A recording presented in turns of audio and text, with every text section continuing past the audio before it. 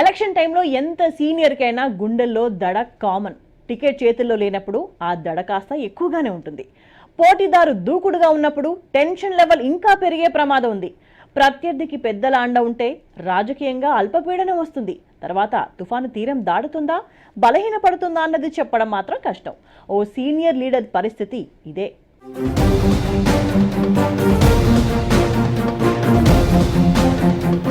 చర్చిల BRS ticket పై నియోజకవర్గంలో big debate నడుస్తోందట.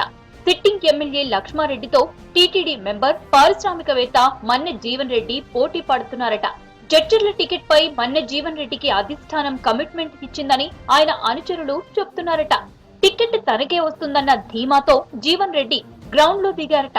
చర్చిలలో క్యాంప్ ఆఫీస్ కూడా మొదలు పెట్టారట. సొంత పార్టీలోని ప్రత్యర్థి వర్గం నేతలు, ఇతర పార్టీల్లోని మండల, గ్రామ స్థాయి లీడర్లకు జీవన్ రెడ్డి గాలం వేస్తున్నారట. వారం 10 రోజుల్లో మీటింగ్ పెట్టి పాలిటిక్స్ లోకి డైరెక్ట్ ఎంట్రీ ఇవ్వాలనుకుంటున్నారట మన్నె జీవన్ రెడ్డి. సీఎం కేసీఆర్ ప్రకటించే ఫస్ట్ లిస్ట్ లోనే తన పేరు ఖచ్చితంగా ఉంటుందన్న ధీమాతో ఉన్నారట జీవన్ రెడ్డి. ఇంతవరకు పబ్లిక్ లోకి రాకపోయినా బీఆర్ఎస్ లీడర్లు జీవన్ తో టచ్ లో ఉన్నారట. మహబూబ్ నగర్ ఎంపీ మన్నె శ్రీనివాస్ రెడ్డి అన్న మన్నె వెంకట్రామరెడ్డి కొడుకే జీవన్ రెడ్డి. రాజకీయాల్లోకి రావాలని ఎంఎస్ఎన్ ఫార్మా కంపెనీ డైరెక్టర్ పదవి కూడా వద్దనుకున్నారట.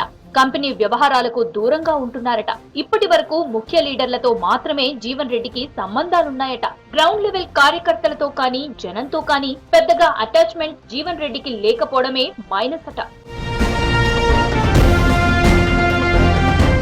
నియోజకవర్గంలో లక్ష్మారెడ్డిపైనే చర్చ జరుగుతోందట.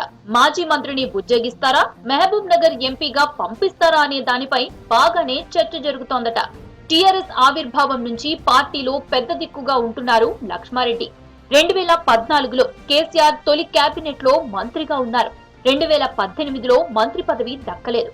కేసీఆర్, కేటీఆర్, కవితలతో సన్నిహితంగా ఉండే లక్ష్మారెడ్డిని కాదని జీవన్ రెడ్డికి టికెట్ సాధ్యమేనా అనే డిస్కషన్ కూడా ఉందట. మరోపక్క బీఆర్ఎస్ లో ఏదైనా సాధ్యమేననే పార్టీ కార్యకర్తలే చెప్పుకుంటున్నారట. 2018 లోక్సభ ఎన్నికల్లో చివరి దాకా తనకే టికెట్ వస్తుందనుకున్న ఏపీ జితేందర్ రెడ్డిని కాదని మన్నె శ్రీనివాస్ రెడ్డికి టికెట్ ఇవ్వటాన్ని ఉదాహరణగా చెప్తున్నారట.